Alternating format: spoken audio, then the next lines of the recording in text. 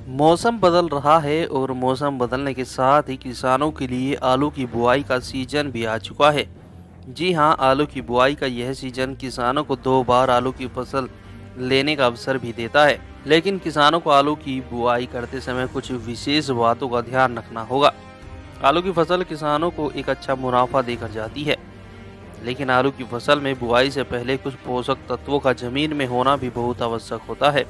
क्योंकि आलू की फसल जमीन में होती है, इसलिए जमीन में पोषक तत्वों की मात्रा पूरी होना उतना ही जरूरी है जितना कि आलू की बुआई के समय उसमें खाद और पानी देना।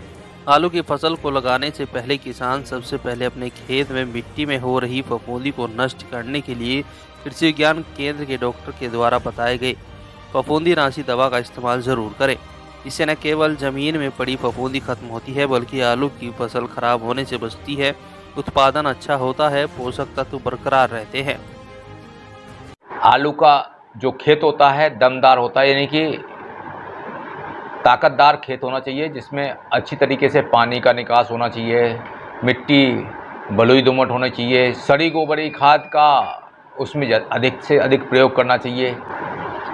तो ये कुछ कंडीशन होती हैं, क्योंकि अगर ऐसा खेत है तो निश्चित रूप से आप लगभग 3-4 महीने में जो अगला समय है 2 फसलें आराम से कच्चे आलू की फसल निकाल करके 2 बार खेत बाज़ार में भेज सकते हैं। आपको क्या करना है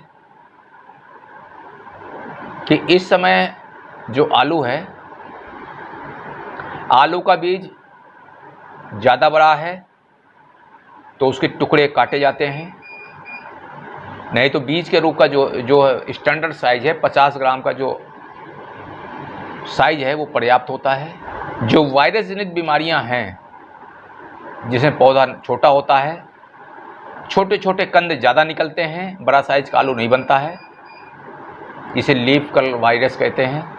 तो उनसे रोगी जो पौधा होगा उसमें जो बीज होगा, सारे कंद इस बीमारी से ग्रसित होते हैं। और ऐसे कंद की अगर बुआई करते हैं तो पूरे जहाँ जहाँ इसके कंद की बुआई होती है पौधा का विकास नहीं होता है, पत्तियाँ छोटी होती हैं और उसमें जो कंद है वो भी बड़े साइज़ का नहीं बनता है। और विशेष ये है कि अगर पूरे खेत में 2-4 पौधे ऐसे हैं तो जो कुछ कीड़े खेतों में लगते हैं, चाहे सफ़ेद मक्खी की बात हो,